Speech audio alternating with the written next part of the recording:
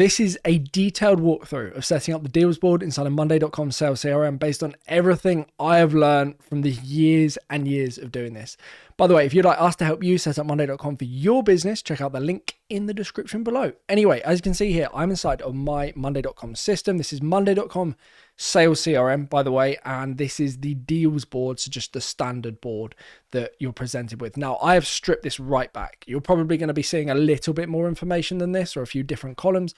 I've stripped it all back, and I'm going to build it from the ground up, okay? So let me walk you through the basics, the absolute very beginning. First and foremost, we have our different groups here: new deals, active deals. What I would want to see, and what we're going to go ahead and set up, is each group is going to dictate the different stage of the deal process. So we're going to have new deals. We then might have proposal sent deals. You can call it proposal sent deals, whatever. Then we might have in review deals. So let's go ahead and add that as the next step: in review deals, or pending feedback, or on follow-up, for example. And then we might have in contract deals. So these are where the contract has been sent. And then we might have awaiting payment deals. I'm just kind of thinking through our process, payment deals. And then you're either going to have close won or close lost. Okay, so close won, or unfortunately closed lost deals. Now you need to think through your process. Okay, so closed won deals, closed lost deals. But the idea being that every single stage of this process, or your sales process, is reflected in the groups inside of the deals board of Monday.com, because each step needs to be managed. The reason we do this is because when you use groupings, it gives us a lot more flexibility for reporting. So I can then see the number of new deals, number of proposals sent deals, in review deals, in contract deals, awaiting payment deals. I can see that as a pipeline and manage it. Really helps with groups inside of the reporting functionality, or using groups with the reporting functionality inside of Monday.com. So that would be my recommendation, is stage one. Now I'm just going to change the colors here, so it kind of looks a bit more, green, good, red, bad. Awaiting payment is obviously, we're getting close there. So new, proposal sent, in review, in contract, awaiting payment, close won, and then close lost.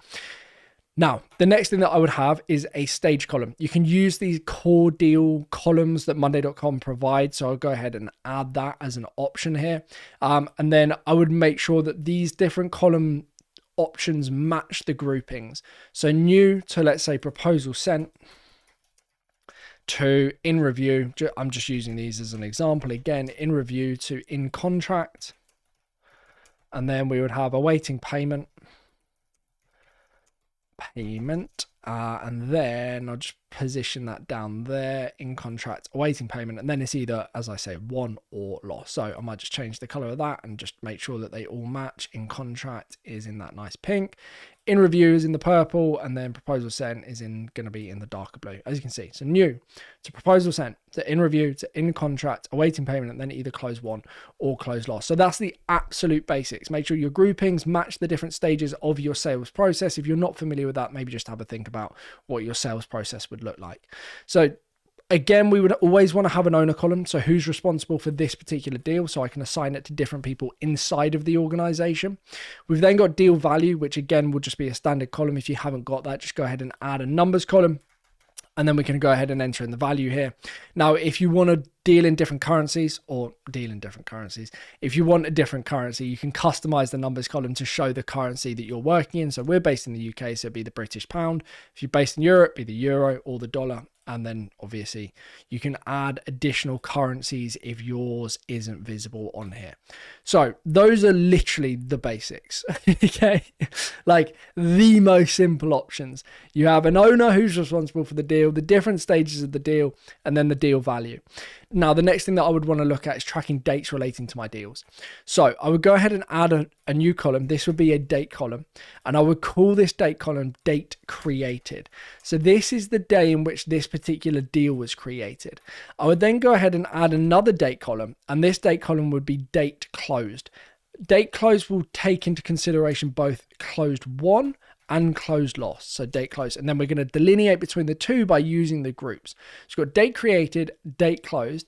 Then I would add a formula column And this formula column is going to account for the time difference in days between date created and date closed. So I just asked the AI assistant, give me the difference in days between date created and date closed, and just hit enter, and that should work that out for us.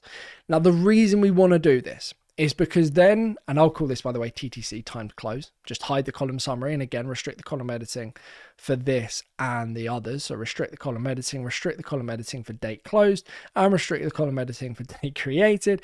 And like I was saying, the reason we want to do this is because then I can track the amount of time on average it takes from a new deal being created to actually closing.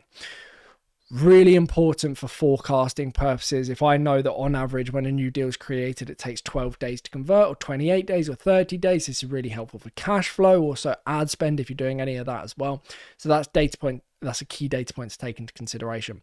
Now if you want to take that one step further, which I would typically recommend you do, I would have another date column. Now this is contingent on the fact that you're pulling your leads, or you generate a lead, then you qualify a lead, then you convert a lead into a deal, then you go through the deal process as well. So I would have date lead created, or lead created date. This data point would actually pull over from the leads board. So you would need to map it. So you'd need to map when the status of a lead changed to won, or qualified in that instance, then map the date created from the leads to lead created date on the deals board. Then I can work out the time between a lead being created all the way to a deal being closed won, which is even more important data for you. So between a lead being generated to deal close won, how long on average does that take? So I would then do formula column again, and I would want to see, give me the difference between lead created date and date closed.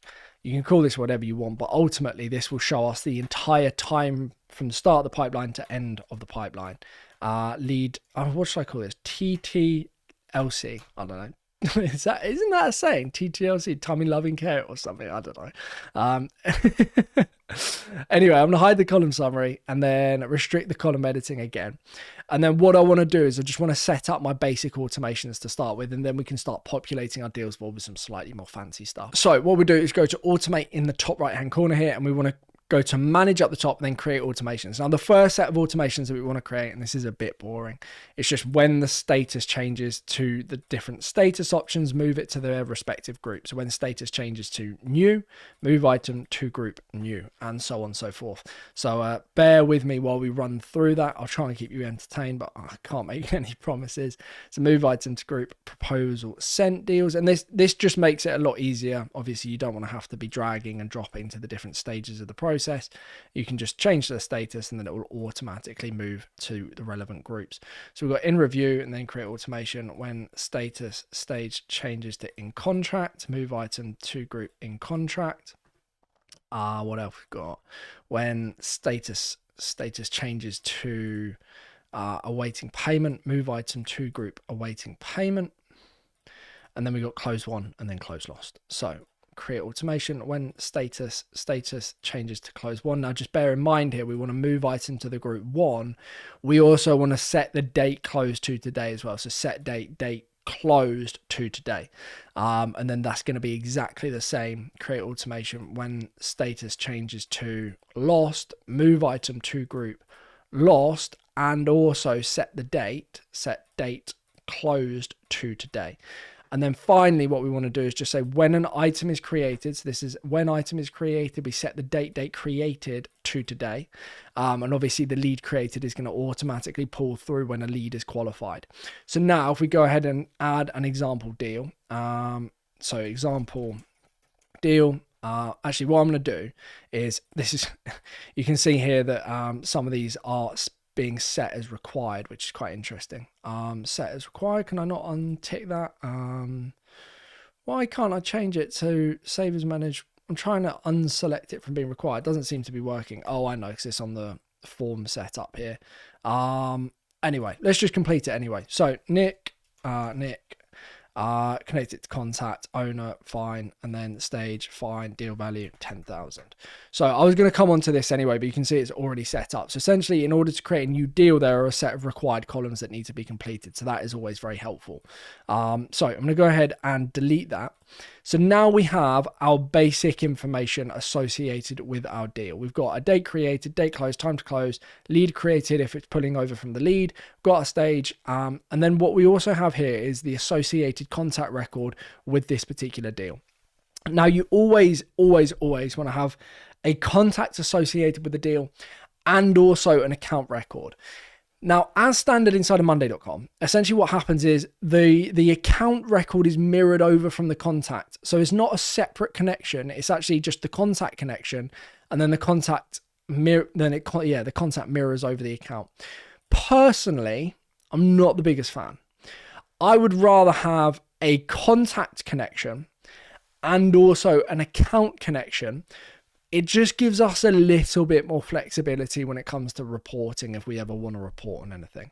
Because otherwise, let's say you've got different contacts that you're selling to. So you would then have, look, the way I would personally do it is I would have a connect boards column. And this would be separate connect boards column. And then you would select this board and connect the deals board to your accounts board, create a two-way connection. And then you'd have the account associated and also the contact. So you'd have the account record and also the contact record. So the contact being the person, the account being the business. The unfortunate thing here is it does look a little bit different. So you can just delete, let's say, the contacts one if you don't want that. And then you just create connect boards column and connect it to the contact record. But it should be independent, I think, anyway, from my experience. And then I would also add mirror columns pulling over data from both the contacts and the account. So the contacts instance, I would probably want to go ahead and see their email. So contact email. And then I would want to also go ahead and see maybe their phone number and other stuff like that. But you can just add mirror columns, and the same principle applies for the account record as well. If there's account data that you want to pull over onto the deal, just use the mirror column. Now, the next thing that I'm going to want to look at is forecasting. So in order to forecast anything, we need 3 data points, or forecast financial values. We need 3 data points. We need an expected close date. So when do you think this is likely to close? And then we need to attribute percentage probabilities to the different stages of the sales pipeline. It sounds complicated. It's actually not. So we're going to go ahead and add a date column. And this is going to be a standard date column. And this is just going to be our expected close date. So exp.close date. So when do we anticipate this particular deal coming in? And then what we want to go ahead and do is add a formula column. So the formula column is going to be the formula. Yeah, well, that makes sense, doesn't it? And it's going to work out the probability dependent on the different stage of the pipeline. So what we need to essentially do is write into the AI assistant, give me the probability of the different stages of the stage column, and based on the percent provided, give me that percentage as the deal value. So new equals 10% probability of converting. We then have proposal sent.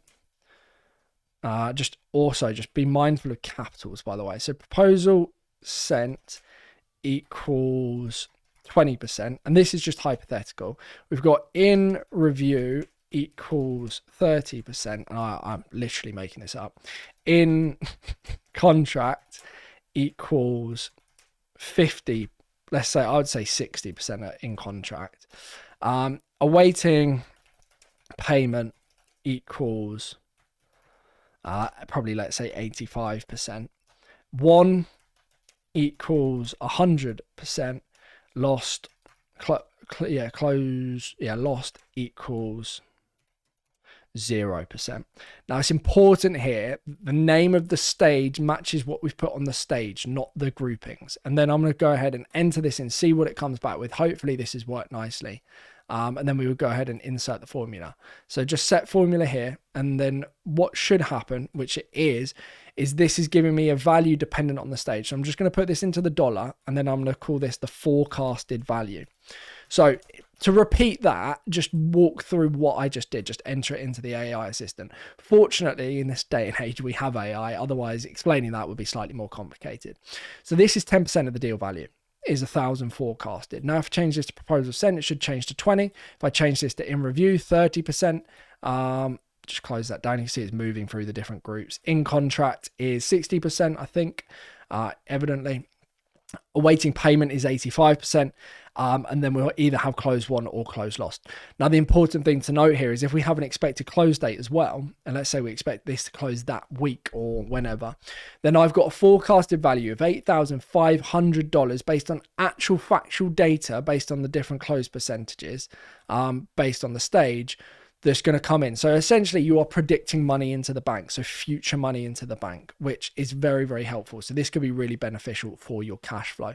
So I definitely recommend having the forecasted value with the expected close date and obviously your deal value as well. So now we've done the basics. I think it's a case of just looking at, and this is going to be more dependent on you as a business, what other data points that you need to look at. So let's just hypothetically say in my world, we would have, let's say, a status column, and this would be the product. So what product are they purchasing, or what service, let's say in this instance. So people who would work with us would either purchase a project or they would purchase a time bank. So I would want to know, are they purchasing a product or a time bank? Product or a time bank, a project or a time bank. So then I can clearly delineate between revenue from different products that we offer as our suite of offers. And of course, you would be able to work out the different services or products that you offer, and then work out your revenue for those as well, your close percentages per service. I would also then want to look at something like source. So this again would be a status column, and this is going to be the source of the deal. Now this might originate from the leads board and then pull over to your deals board when you qualify a lead. So our source here would be let's say Facebook, YouTube, Instagram. So we run YouTube organic. This is probably what you're watching now. So that would be YouTube organic. We also run YouTube paid. So those are videos or ads you see just before you watch another video. We also run some meta ads. Again, all this is all just retargeting, but this is always helpful for me to know where the lead or where the deal has come from. So in your case, you would factor in all of the different sources. You'd also have, in this instance, let's say referral, for example, because we get a lot of referrals. Also, another interesting one, in case you're not tracking this yet, is a ChatGPT making referrals to your business, which is quite cool. So that's quite a new thing. So I would have source as well. So I've got service, I've got source, and then obviously the other data points that we have. Again, you're going to have to build this out dependent on what you as a business do, what you offer. Another thing that is quite interesting is a status column for the close lost reason. Okay. Now, close lost reason was always quite interesting. Loss, or just call it lost reason, because sales reps will never be honest about this because they refuse to admit that they may have made a mess of something. But some people might be, it might be worth tracking as well. So you would have, let's say, like different lost to competitor as an example, or changed mind. I'm making this up again, but you would have different reasons or gone cold as to why this particular deal didn't go through, or you might have a pricing issue. Pricing as an example, or I just put that there. I don't like using the green for status labels, by the way, because it indicates that something's been completed. Story for another day, but I would avoid using the green where possible. Now with the loss reason, what you can do is you can go to your stage here and you can go to the three dotted button, go to settings and set label change conditions. You might have this, you might not. It depends on what version of Monday.com that you're using. But what I can do is I can say that, and I'm just going to delete this, reset it. So you can say when label changes to lost, then fill out these fields. And I can say that I would like the lost reason to be a required field that needs to be completed when the status changes to lost, and then just hit apply and then just press done. So now if I go ahead and change the status of this particular deal to lost, I'm going to get this pop up and I have to complete the reason as to why this particular deal was lost. And I can add other questions to that as well as I see fit. But that's quite cool. In case you didn't know that, that's a thing inside of Monday.com. So Monday's definitely getting to the point where I would consider it a strong CRM system. The only thing that I don't like that needs improving is converting a lead to a deal, contact, and account. Once they sort that out, I would say Monday is there to be fair to you. I think it's made progress and it's definitely there. So what else would I then want to look at? So the next stuff that I would probably want to look at, and this is obviously the basics, this is general stuff you need to set up what's nuanced to your business, is activities related to my deal. So I would go to the activities function over here, and we have emails and activities. Now, if you're not familiar with this, you can create activities and send and receive emails directly from monday.com. Now, what I would want to know in this particular instance is the last time an activity was created in association with this particular deal. Now, you can make changes to all of these. You can change what's set up here. That's entirely up to you. You can change the deal information that's visible, 3-dotted button, go to edit layout and content. You can select what you do and don't want to be able to see from the deal information. You can also delete related widgets down the bottom here. You can also, as you can see, you just saw a moment ago, this will show you all of the related contacts associated with this particular deal. And you can also add widgets at the top here. I'm not going to go into too much detail on this, but this is quite helpful. But one thing that I find really important to know is, when was the last activity relating to this particular deal? So what I would do is I would create a new date column, and this would be my last activity date. So date column, and it would be called last activity date. So this was the last time anyone logged an activity. So last activity date, and hit enter.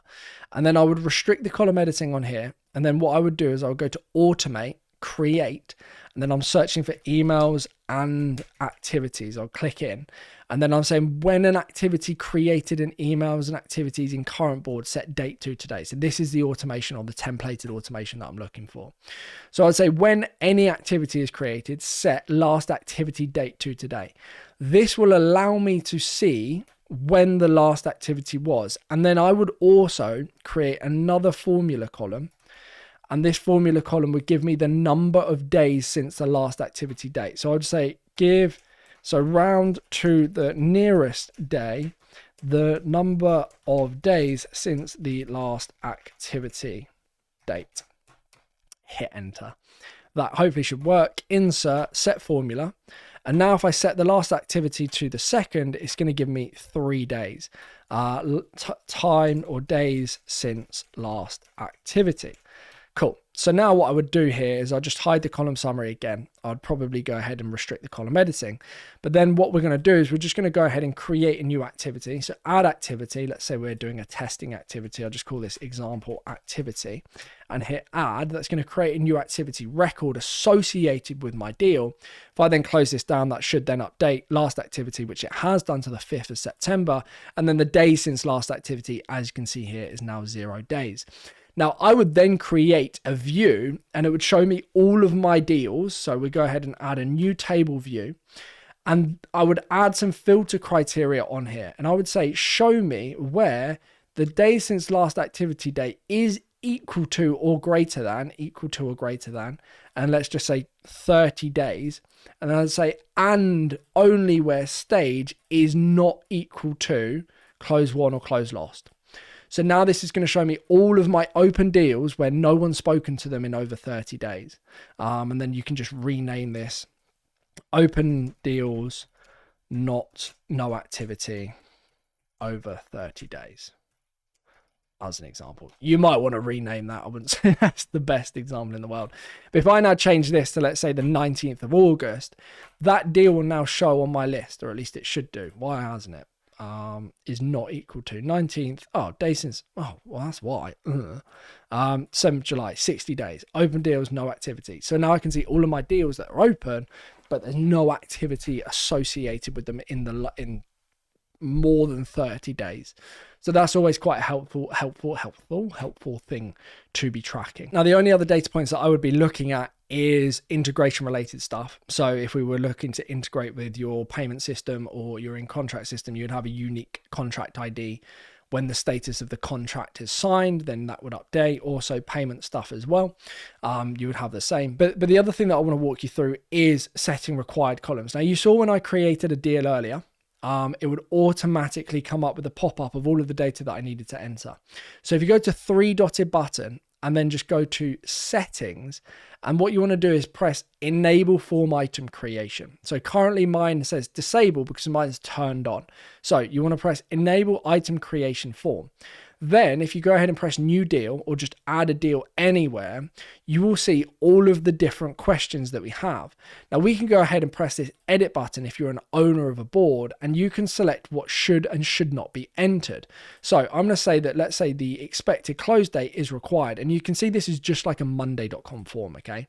So I also want the service to be required. I also want the source, if you're entering a new deal, not converting from a lead, to also be required. How did they hear about us? Don't want loss reason. I probably do want the account, so I'm going to go ahead and make sure that that is required. So you can select the account associated. Lead created date closed, don't need. Loss reason, don't need. We can see all of the other information here. I can also change the form name, bit weird, create a new deal. And then what I can do is I can go ahead and click in, and I can make sure the questions that we're asking are also required. So they can be hidden or they cannot be hidden, and they can be required and they cannot be required.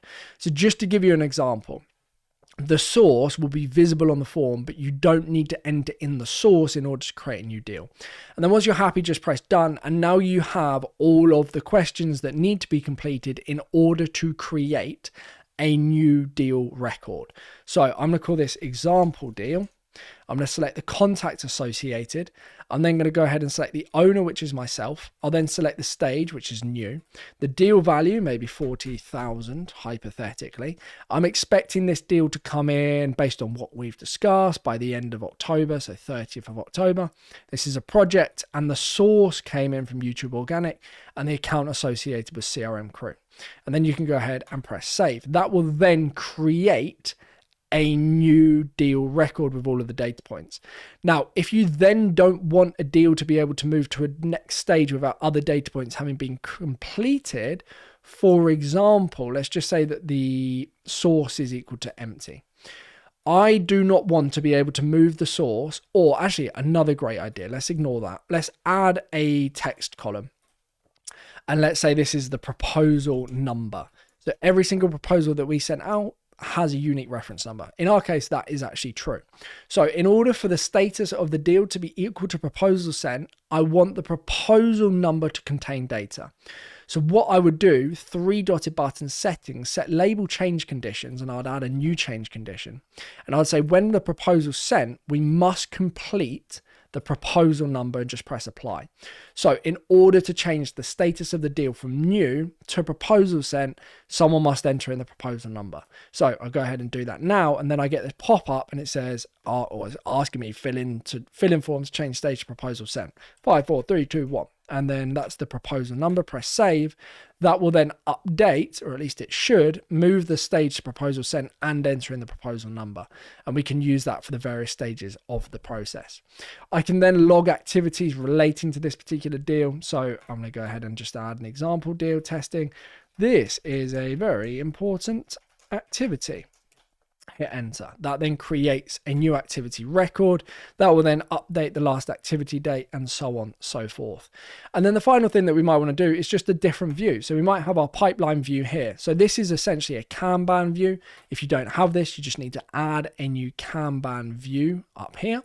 And then we can customize a Kanban view. So include the different stages. You can reposition the stages accordingly. What's quite interesting on here, and actually I want to test this, is if I move this back to new and then remove the proposal number, I want to see is if I change the stage to proposal sent, it does. Very cool. Okay, good work, monday.com. So even if I'm working on the Kanban view, it's still going to ask me to enter in the proposal number in order to change the status from new to proposal sent. I'm actually quite impressed with that. That's pretty cool. And then that's pretty much everything that I was set up on the deals board inside of Monday, I think. I don't think there's more that I can advise you on without knowing more about your business. You want the groups to be the different stages. Set up your change conditions. The only other thing that you might want to look at is obviously permissions. So permission is going to vary dependent on your license, what monday.com level you have, enterprise, professional. But what you can say is you can make sure that people are only able to see deals that they've created or been assigned to them. So you can make that change or customize that here if you would like to. So hopefully this video has been at least somewhat useful, giving you an introduction into Monday.com Sales CRM, how I would look at managing deals.